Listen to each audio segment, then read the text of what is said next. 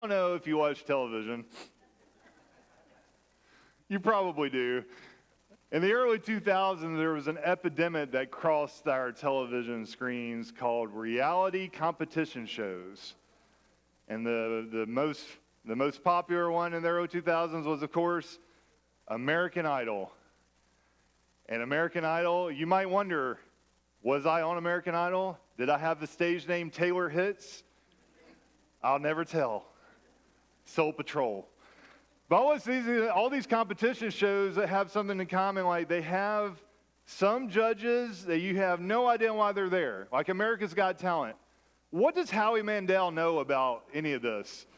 What does, Heidi do besides sit there? I mean, nothing. But then they also have this one judge, and it's normally Simon, the jerk, but he's the one that actually knows what he's talking about. And it always said when I was watching these shows, I'm not taking away anything from the other judges, but yes, I do watch these shows against my will.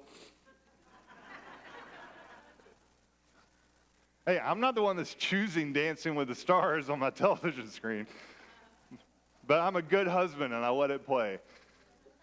But, I always gravitated towards Simon or the other expert because they actually knew what they were talking about. Because that judging is a lot more like Olympic judging.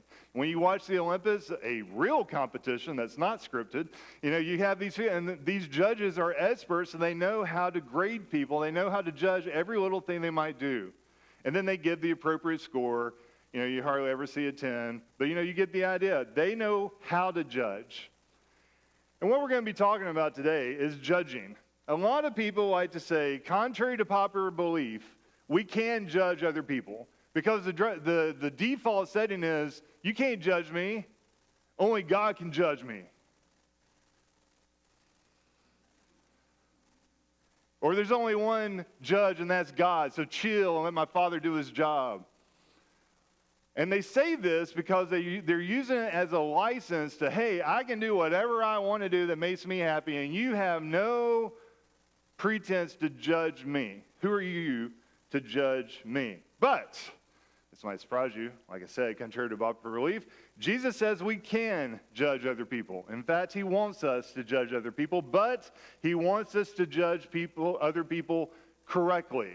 And that's what we're going to be looking at today in the Sermon on the Plain as we continue to look at this sermon that Jesus preached. This is in the Gospel of Luke, chapter 6. He wants us to be those experts that actually know what we're talking about, not just the eye candy or the funny guy. And so there are prerequisites to judging people, and this is what the Word of God says. Now, at starts, you're thinking I'm tripping, but I'm not. Stay with me. The first thing Jesus says in verse 37 is, do not judge, and you will not be judged. That's where people like to stop. That's when people are like, hey, you see, do not judge, and you won't be judged. But Jesus continues. He says, do not condemn, and you will not be condemned. Forgive, and you will be forgiven. Give, and it will be given unto you. A good measure, pressed down, shaken together, and running over, will be poured into your lap. For with the measure you use, it will be measured back to you. He also told them a parable. Can a blind guide the blind? Won't they both fall into a pit? A disciple is not above his teacher, but everyone who is fully trained will be like his teacher. Why do you look at the splinter in your brother's eye, but don't notice the beam of wood in your own eye? Or how can you say to your brother, brother, let me take the splinter out of your eye, when you yourself don't see the beam of wood in your eye? Hypocrite! First, take the beam of wood out of your eye, and then you will see clearly enough to take out the splinter in your brother's eyes. See, it sounds like he's saying don't judge, but that's not what he's saying at all. He's saying judge appropriately. But there are three prerequisites, like I said. I'm going to tell them to you now. In these verses, you see three prerequisites. Number one, generosity. Number two, empathy. And number three, self-awareness. We're going to talk about each one of those. Each one of them has about 2 verses each. And today I want to specifically we can talk in general about how this is directly to the followers of Christ, i.e. church members, but I also want to talk about how this will directly impact your relationships. Whether that be your marital bliss, husband-wife relationship, whether that be parent-child relationship, whether that's be coworkers. This applies within the church, but it also applies within relationships. So let's start with generosity. You'll be glad to know when Jesus is talking about giving here, he's not talking about money. He's talking about grace. Grace, because reread verse 37 and 38. He says, do not judge, and you will not be judged. And then verse 38, he says, give, and it will be given to you. And then he talks about this marketing. When you go to the market to buy food, like a farmer's market, this is a phrase that was used in the first century. A good measure, pressed down, shaken together, and running over will be poured into your lap. They had in their tunics, they had like a little pocket thing that they could put like powder, goods, spices, that type of stuff. For with the measure you use, it will be measured back to you.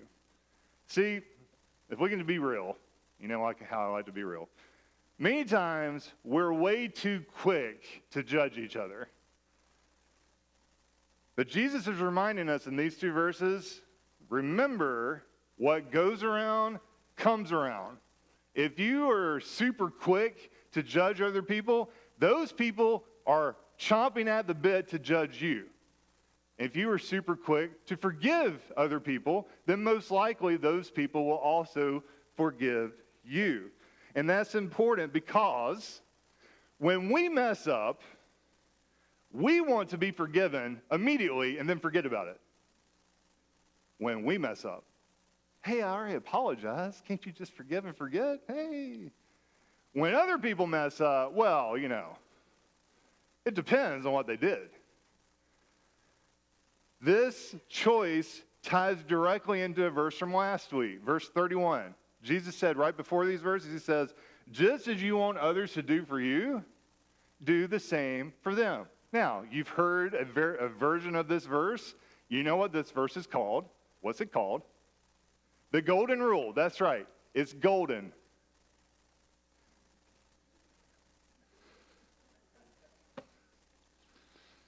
Yes, that's a K-pop reference.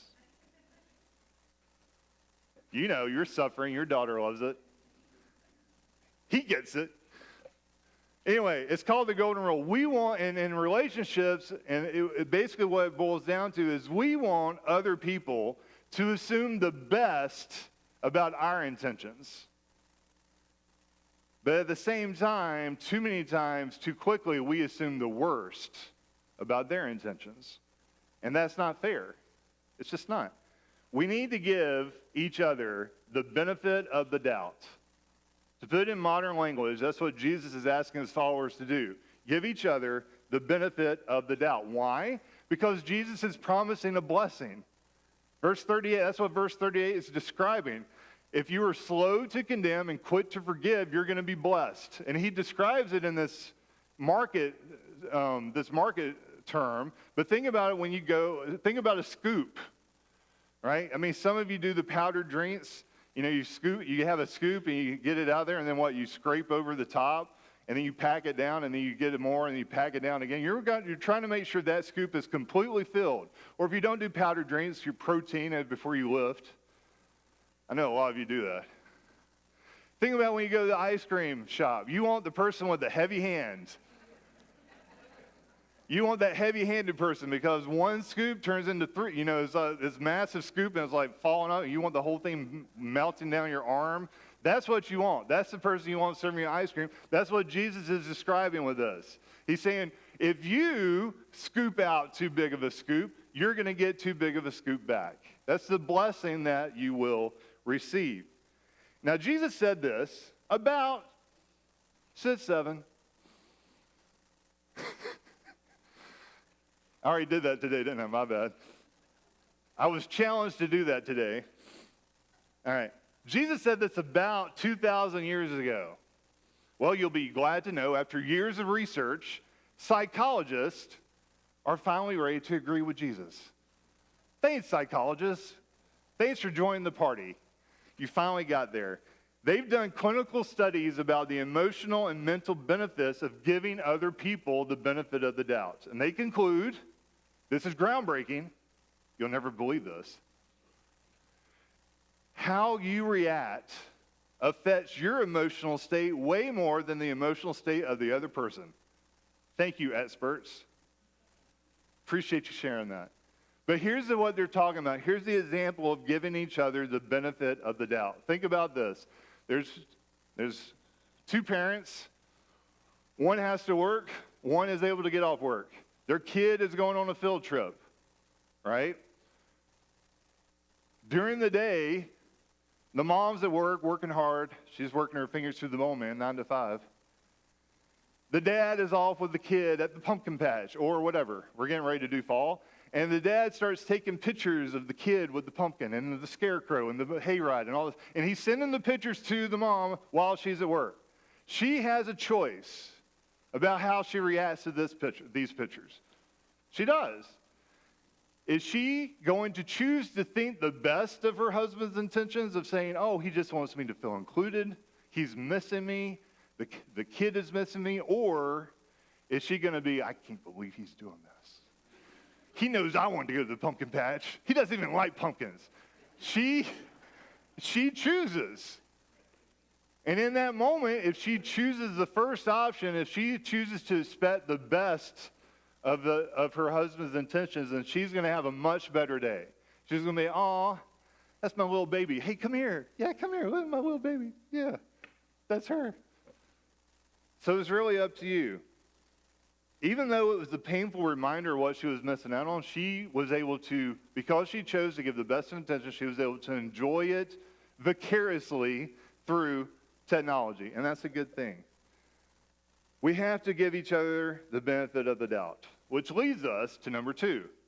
We talked about generosity. Be generous by giving other people the benefit of the doubt. Number 2 is empathy. Empathy. Let's look at verse 39. Jesus also told them a parable. Can the blind guide the blind? Won't they both fall into a pit? A disciple is not above his teacher, but everyone who is fully trained will be like his teacher. Now, I realize you might be thinking, where's the empathy in Jesus describing a student-teacher relationship? Well, the obvious, if you follow somebody that's empathetic, like Jesus, you're going to become more empathetic. If you follow somebody who's hypercritical, eventually they will infect you, and you will become hypercritical. It's the whole thing, garbage in, garbage out. Good things in, good things out. But there's another way that this parable points to empathy that's not quite as obvious, and it's twofold.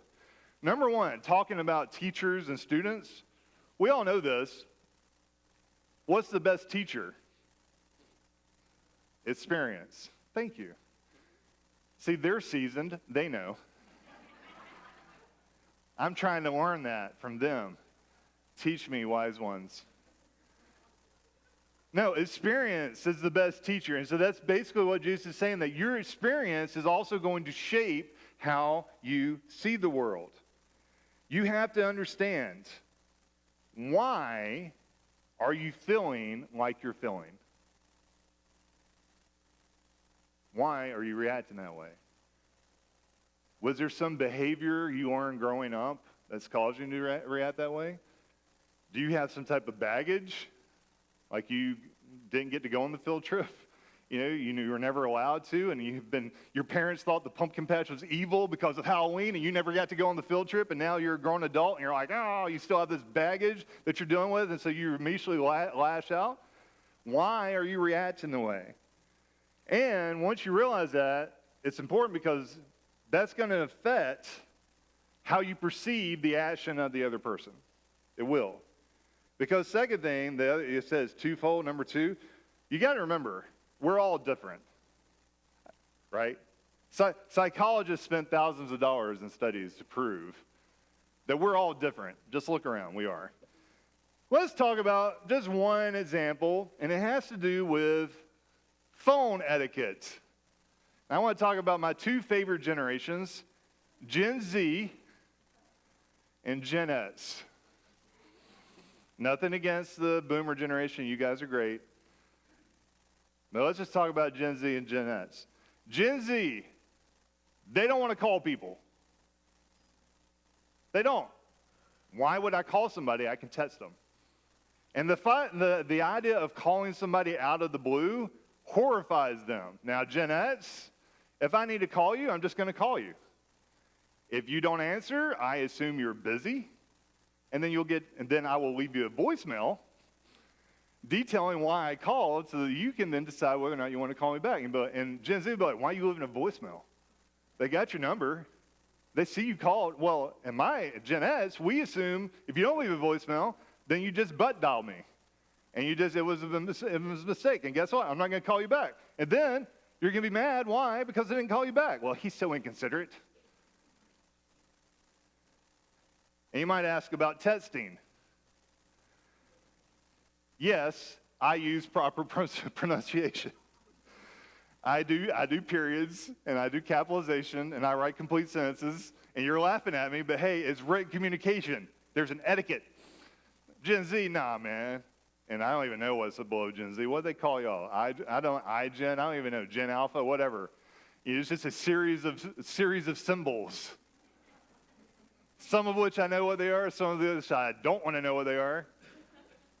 There's differences, but differences aren't just generational because we all move through life with different assumptions. That's what I'm trying to say. You got to realize what your own assumptions are.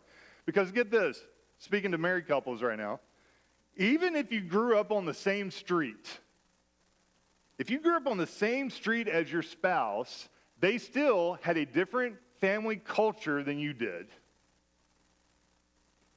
Yeah, you might speak the same language. Yeah, you might went to the same high school, but their home experience was different than your home experience. If you don't realize that, that can lead to a lot of disagreements. Not arguments, certainly not. Dana and I, very different. I got permission that I can talk about this. I also got permission from my mom. I'm kind. I am from Georgia. She is from South Carolina. Georgia's a much better state. Her parents met in college. My parents didn't go to college. Dad went to the University of Paris Island because he was a Marine. And my mom went to the School of Hard Knocks. You don't mess with her. She's from the streets of the ATL. And so obviously, that difference right there. And then Dana, she only has 2 cousins, but they're super close. They see each other every year. You know, they test each other. They're almost like siblings. Me, I have a whole bunch of cousins. I don't know who any of them are. You might be my cousin. And then we just don't know because my mom chose to keep me away from her family. And from what I know, thank you. And my dad's family is from the mountains of Tennessee, and we won't talk about that. But you have to understand your differences because your differences shape you. And your differences are going to shape your spouse. Now, the kids are a little bit different, but this is true for friendships too. All right? And when you fail to realize when you fail to recognize those differences, like I said, you're just going to open the door to confusion. That's not what I meant. Well, that's how I perceived it. You're going to open the door to anger, getting mad at somebody for doing something that they didn't know would upset you. And you're going to open yourself up to hurt. Understanding what shapes other people and how they perceive the world, that's the essence of empathy. If you look at empathy in the dictionary, that's what it is. So you have to practice empathy to understand the other person, but you also have to understand yourself, which brings us to number 3, self-awareness. Self-awareness. Look at verse 41 for this. Jesus says, "Why do you look at the splinter in your brother's eye, but don't notice the beam of wood in your own eye?" Now, there are different translations of this verse you might be more familiar with. Why do you look at the speck in your sister's eye, but ignore the plank in your own eye? Plank, beam. You know what a splinter is. That hurts. What's a plank or a beam? It is almost like, it's not just a 2x4. It's like a telephone pole. It's the huge beam that you would use to be the weight-bearing part of your house. That's how big it is. So you're talking about a little speck in your brother or sister's eye, this huge, massive beam in your own eye. Or how can you say to your brother, brother, let me take out the splinter that is in your eye, when you yourself don't see the beam of wood in your own eye? Hypocrite! First take the beam of wood out of your eye, and then you will see clearly enough to take out the splinter in your brother's eyes. Like I said before, we're way too quick to point out other people's faults, especially in our spouses, and you don't want to hear this, but especially in our kids, our children. We hold our children up to impossible standards sometimes that we never even met. But hey, you're going to fix all the mistakes I ever made, kid, and I'm going to put all my expectations and dreams on you. Sports. What? Somebody say something? That's not healthy for the kid, by the way. Let them be their own person. Don't believe me? Ask Arch Manning. Let him be his own person. Don't put expectations. But we ignore our own faults, right? We're quick, real quick. This is everything that's wrong with you. This, and the other.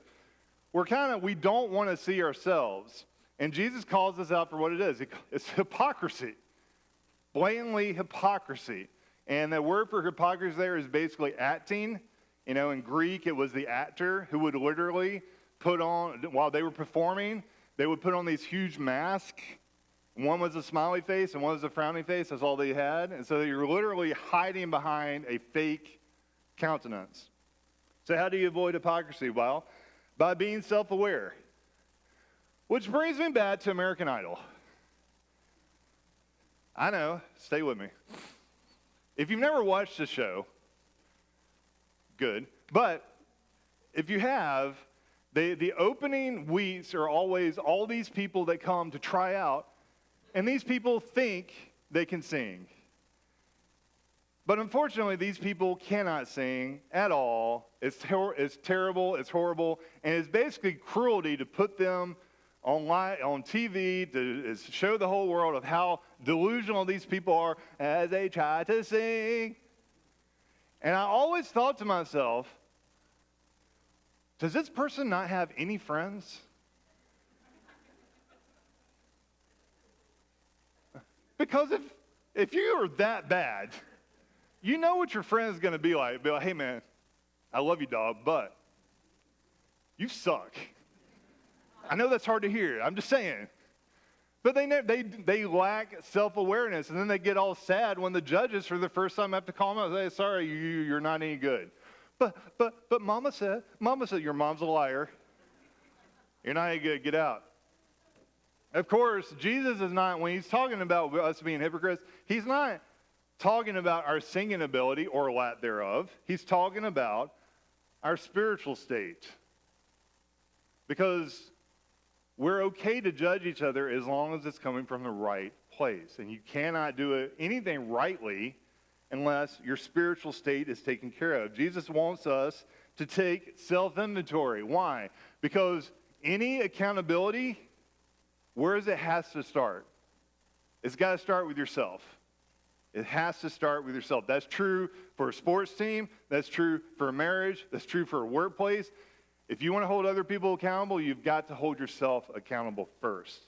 And so Jesus is saying, is there a root sin causing you to be judgmental or causing you to be hypercritical, causing you to lack empathy, causing you to be ungenerous? If so, then you have to get your heart right first. And if you've ever flown in an airplane before, that's the best example of this. As you're trying to get situated and trying to get ready for takeoff, the stewardess comes on and they do the whole song and dance, talking about the exits. And then what do they say? In the event of an emergency, when the oxygen masks fall down, what are you supposed to do? You put it on yourself first and then help the other people. Even though, why did they have to say that? Because especially as a parent, what's your first gut reaction going to be? Take care of your kid first. No, you got to take care of yourself first. And then you can help other people. That's just as true for our sin. As brothers and sisters in Christ, we are called to hold each other accountable. Galatians 6 puts it this way. Brothers and sisters, if someone is overtaken in any wrongdoing, you who are spiritual, restore such a person. How? With a gentle spirit. You can almost say a gentle spirit would be one that is generous and empathetic. Carry one another's burdens, verse 2 says. Why do we carry each other's burdens? Because in this way, you are fulfilling the law of Christ. Because who carried our burdens? Jesus did. This is true for church members. It's also true for families. Because don't miss, it's very easy to overlook this. Don't miss the key details of the scenario that Jesus is describing. Your friend, your loved one has a splinter in their eye. You have a beam in your own eye, right? What is Jesus saying about that? He's saying he wants us to remove the splinter in our friend's eye. He does. Because a splinter is painful. Yes? Now imagine in your eye. You don't want to do that because that freaks you out. I can't even think about touching my eyes. That's why I can't wear contacts. But I mean, a splinter in your eye, it would hurt so bad. It would hurt so bad. And not only does it hurt physically, what's the other negative effect having something in your eye does? It distorts the way you see everything else. You can't even see. All right? Your eye, if something's really has scratched your eye or is infected, and I know this firsthand, your eye will swell up, it'll look gross, and within moments, you can't even see out of this eye. So he wants us to help other people because not only does it cause pain, you can't even see. You can't see the good, you can't see the bad. So Jesus is asking us to gently try to show us, each other, the good and the bad. But here's the other thing about this scenario. Who would you let remove the splinter in your eye? You don't want me doing it. I already told you I can't touch my own eye. I'm not going to touch yours, right? You're only going to let someone that you trust. Now, in a real life splinter in your eye scenario, I encourage you to go to a doctor because they will give you antibiotics and then they'll fix you up and then you'll have to wear glasses the rest of your life. That was my story. It's true. I had perfect vision. I did. And then he's not here so I can tell this story. My son was around 1 year old. And I took him to Walmart because Dana was off at some conference or something, and we had to go grocery shopping. And I sat him in the top of the grocery cart, right? So I sit him there. I bend over to pick something, and as I turn back, his little 1 year old finger, which is perfectly clean, and certainly doesn't have a huge, like, adamantium, fingernail, catches my eye. And I'm like, oh, that hurt. And then as I'm walking around shopping, literally within 5 minutes, I could not see out of this eye. And I'm like, oh, it'll get better. So I go to sleep. I put him to bed. I drive home. I put him to bed. Dana calls and asks, how's your day? I was like, fine. I think Logan scratched my eye. The next morning, I go to bed. I go to sleep. The next morning, my eye is swollen. Like an idiot, I go to work. I go to the high school that I taught at because, I had morning duty. I didn't want to call in a sub. And my principal looks at me, and he goes, what are you doing here? I'm like, what are you talking about? What's wrong with your eye? And I'm like, well, my kid's screaming. He's like, go to the doctor. I'm like, what are you doing? And he was looking out for me. And so, I went and called and got a doctor in there, and he gave me the medicine I needed, and, he healed it, and now I have to wear glasses. Don't tell Logan that. I don't want him to feel bad. But in a real life, you go to the doctor, obviously. Why? Because we trust them, because they have that title, they have that experience, they have that degree. They know what they're doing. Not just any doctor, an eye doctor, to be clear. But in the metaphorical sense that Jesus is describing, who are you going to go to? Well, someone who's gentle. You're probably going to go to your mom versus your dad. Because your mom, oh, baby, what's wrong? Just sit down. Let me take care of it. Your dad be like, rub some dirt on it. Here's some duct tape. You still crying about your eye? Come here. I'll get it out.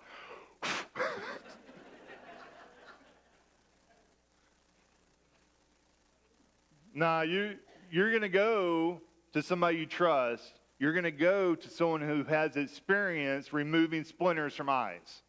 That's who you go to.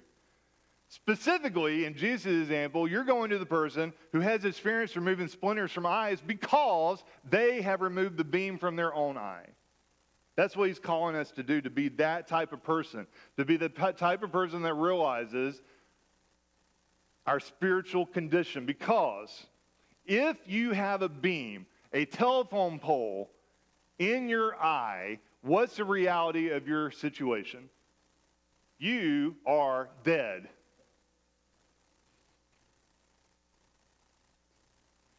We are dead in our sin. Every one of us. We have this beam in our eye, in our heart, whatever. We are dead in our sin. And the only person who can help us get that beam out of our eye is the great physician, Jesus. So he's saying, how do you start? He's talking to the people that are following him. He's like, I will take the beam out of your eye. And once I do that for you, this is what I want you to go and do for everybody else. You don't have to save them. That's my job. All you have to do is be kind to them, speak gently to them, love them, forgive them, reach out to them, because to remove that, you have to get close to people. That's what he's calling us to do, because that's the ultimate question that he's asking in this part. He's asking the people listening, and the one I'm going to ask you is, do you realize that you are spiritually dead without Jesus? Are you even aware that you have this beam that is killing you? Jesus is the only one that can help. Your kids can't help you recapture whatever missed glory you think you missed. Your wife, your husband, no matter how much you love them, they can't help you with this. The only person that can help you is Jesus. And when you allow him to heal you, and when you realize what it took for Jesus to remove the beam out of your eye, what did it take? He had to carry a beam and be nailed to a beam. But when you remember what it took for him to heal you, how much Jesus has forgiven you, all your shortcomings, all your falls, all your sins, when you remember all that, it's really, really easy to forgive other people. Let's pray.